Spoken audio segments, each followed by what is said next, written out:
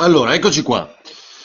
Buongiorno, buongiorno e ben ritrovati in diretta. Oggi siamo in ritardissimo, infatti sarà un po' difficile, ma insomma ci troviamo sul sito ferdinandovarino.it più tardi per chi vuole rivedere. Oggi voglio parlarvi di questo, anche per gli amici di Instagram che magari ecco, non riescono a inquadrarlo bene. È sabato 17 aprile, ciao Anna da Instagram, ciao chi c'è, adesso salutiamo anche chi c'è su Facebook oggi.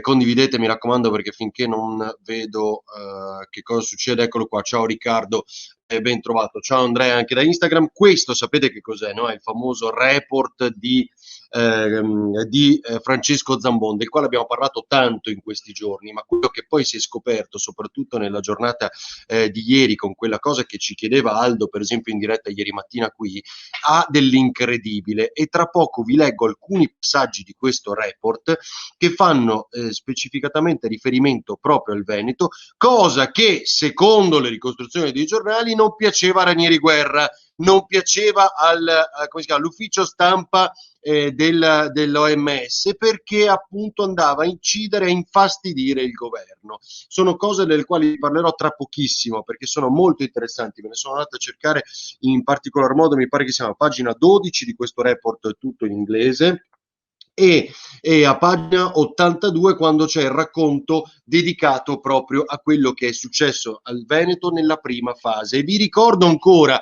detto da Zambon nell'intervista da Antena 3, che l'Italia se l'è cavata meglio nella prima risposta alla pandemia rispetto a quello che poi ha fatto nei mesi successivi, secondo quanto dice Zambon. Però esaltava troppo il contact tracing fatto dal Veneto rispetto evidentemente a quanto messo in campo invece dal governo, e questo viene criticato appunto dall'OMS. Ciao Riccardo, ben trovato. Andiamo veloci con un paio di saluti. Ciao Rosalia, è un contentino, a me non piace, chi non ha spazio all'aperto che fa? Brava, commentiamo insieme le aperture adesso. C'è un'iniziativa, per esempio a Treviso, lo racconta oggi il Gazzettino, il Corriere, l'abbiamo detto noi nei telegiornali ieri, che è la domanda alla quale che ho fatto proprio a Conte, mi pare, lunedì o martedì sera Ring, il sindaco di Treviso. E che fanno quelli che non hanno gli spazi all'aperto? Possono aprire il 26 aprile questi locali? E allora Treviso si è inventata di dedicare degli spazi a loro anche nell'arco di 200 metri, quindi se non hanno la possibilità di un dehors davanti, se lo fanno fino a 200 metri, sarà un problema per i camerieri, ma insomma almeno hanno questo sfogo. Buon pranzo Max, sì, siamo tardissimo oggi, ma sabato e domenica ce la prendiamo un po' più con calma, dai. Bledi, eccolo qua, ciao Varino, fantastico, se si apre è il merito della Lega. Allora, ieri Salvini ha detto non è un merito mio, però vedo che sui giornali un po' danno questa ricostruzione. Se si chiude è colpa di Speranza, intanto con la Lega al governo ci hanno chiuso come l'anno scorso, e questo è assolutamente verissimo. Buongiorno Ferdinando, sono in ritardissimo, condivido, brava Anna, condividete, non ve l'ho chiesto, condividi, condividi, condividi, come dice Napalm.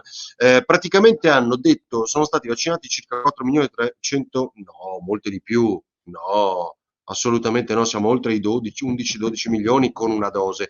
Eh, no, no, non so Maria che dato hai trovato. Via dall'Italietta, visto che l'autonomia non ce la danno, dice Marco, immagino dal Veneto. Adesso Speranza, dice Matteo, ho dato l'ok e poter darci la possibilità di andare anche a cena fuori. Peccato si è dimenticato di dire dove, ovvero alla Caritas. Aldo, eccolo qua, buongiorno. Parlavo di te poco fa, sono all'aperto però per quanto riguarda i ristoranti. Sì, condiviso, bravo Carlo, condividete perché qua è difficile e la sarà lunga riuscire a sistemare la pagina Facebook. Allora, quindi siamo un po' più schiacciati. Quello che succede ovviamente sui giornali di oggi, le aperture non ve le dico neanche perché tanto sono tutte sulle riaperture. Quindi il 26 aprile i ristoranti, tutta la scuola anche in zona arancione, e questo preoccupa in presenza, e questo preoccupa molto Federica, Presidente della Conferenza Stato-Regioni, che ha detto quello che mi preoccupa di più di tutte queste riaperture è la scuola, soprattutto per il nodo trasporti, e quindi insiste su questo aspetto qui. Dopodiché c'è il primo giugno ci sono le riaperture delle piscine e delle palestre, le palestre sono infuriate, oggi le vedrete un po' anche su tutti i telegiornali delle nostre tv, perché comunque il primo giugno è tanto avanti, il primo giugno ormai si fa attività all'aperto, significa di fatto non riaprire in realtà, poi dal primo luglio le fiere stabilimenti termali, eccetera.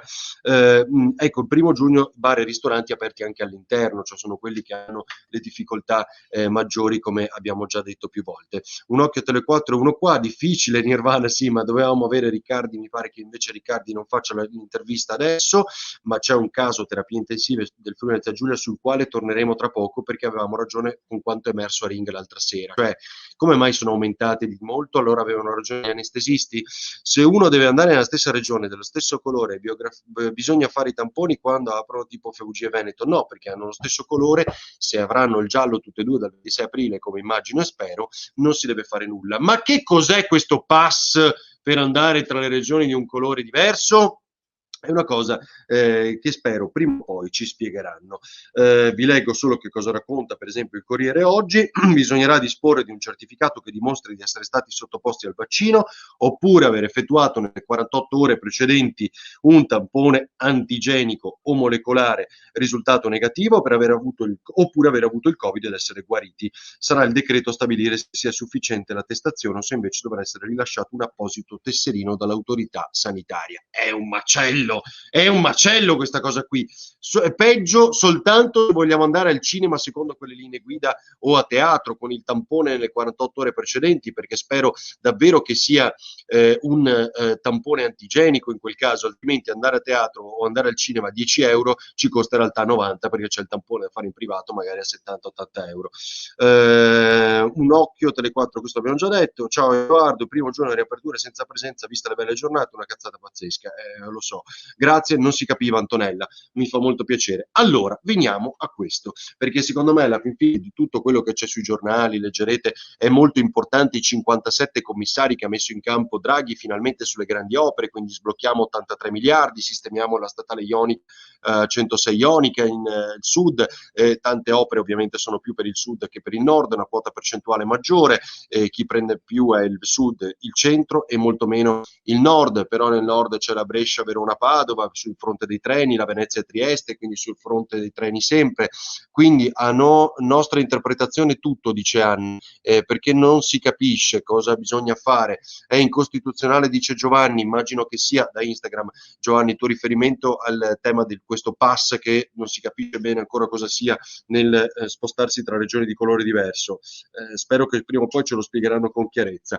Guardate, i passaggi dedicati al Veneto e che vengono censurati fondamentalmente da Ranieri Guerra, pare, e Salvi, che è responsabile dell'ufficio stampa dell'OMS, uno di questi sarebbe quello che vi sto facendo vedere a pagina 12, nel quale fondamentalmente si dice che il Veneto, con una forte rete di comunità, quindi con la medicina del territorio e la capacità di fare tracciamento, ha esteso i test, insomma, viene sottolineato proprio nelle sue prime pagine come un'eccellenza di fatto. Ve la cito, ve la metto un po' in prosa. A pagina 82 e 83 viene dedicato proprio, regione per regione, si parla del Veneto e guardate cosa c'è scritto, cerco di mostrarvelo, questo titolo qua, lo vedete anche per gli amici di Instagram e Facebook, Twitch, qui dove siamo in diretta, YouTube, dappertutto. Veneto, Voeuganeo, un contenimento, la storia di un contenimento di successo, cioè praticamente sono riusciti a contenere con il sistema del tracciamento, con la chiusura, fare un esperimento, sono riusciti tante altre cose che dicono, tante misure importanti implementate in quel periodo, fondi finanziati subito, una risposta ben coordinata, cioè vi sto citando alcune cose che evidentemente non erano di gran gradimento dalla prima screening che ha fatto Ranieri Guerra leggendo questo report di Francesco Zambon, poi l'ufficio stampa e poi per cosa? Adesso vi leggo le frasi che sono riportate su alcuni quotidiani del perché non andava bene questo report e l'esaltazione del Veneto. Dunque, i meriti di Zaia in questa prima fase in buona sostanza vengono come dire, edulcorati, perché sarebbe stata una bomba mediatica sarebbe stata una bomba mediatica. Si dicono in questo dialogo Ranieri Guerra e Salvi praticamente che stiamo aprendo la porta alla critica dell'Italia. Cioè, se noi facciamo vedere questo report di Zambon, che è stato pubblicato, ve lo ricordo ancora, 48 ore soltanto sul sito dell'OMS, poi ritirato, non c'è nessuna pressione, ha detto Ranieri Guerra, ma ha indagato la procura di Bergamo perché di fatto ha detto che il falso IPM, poi si vedrà la verità alla fine processuale, però insomma è perché c'era qualcosa che non andava. 106 errori. Un errore lo ha messo lo stesso Zambon nella ricostruzione iniziale legata alla Cina. Benissimo, e lo ha corretto. Poi c'era un'eccessiva esaltazione del ruolo del Veneto. E altro aspetto, attenzione, perché questa che stiamo aprendo è la possibile critica dell'Italia. Quindi se esaltiamo il Veneto o raccontiamo in questo report cosa è successo, stiamo criticando l'Italia, noi dell'OMS che dovremmo essere indipendenti, ve lo ricordo ancora una volta, stiamo criticando l'Italia, quindi evidentemente non va bene agli amici dell'OMS. E l'ultimo passaggio è il possibile oltraggio politico.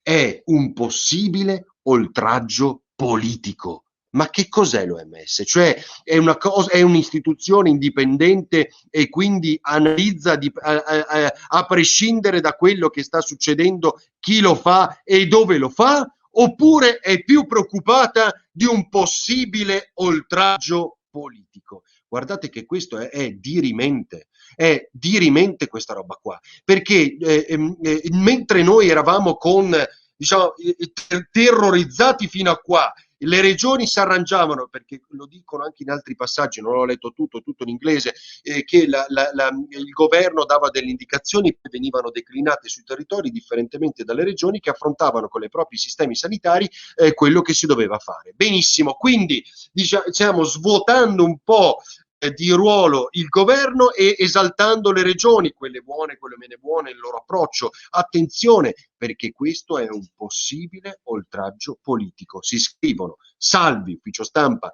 dell'OMS, e Ranieri Guerra su quello che viene riportato dai giornali oggi e sul quale si sta indagando. La priorità evidentemente è quella di essere politicamente corretti. Oggi diciamo questa cosa e poco altro, siamo in ritardo insomma sui giornali, poi ci sono tante altre cose.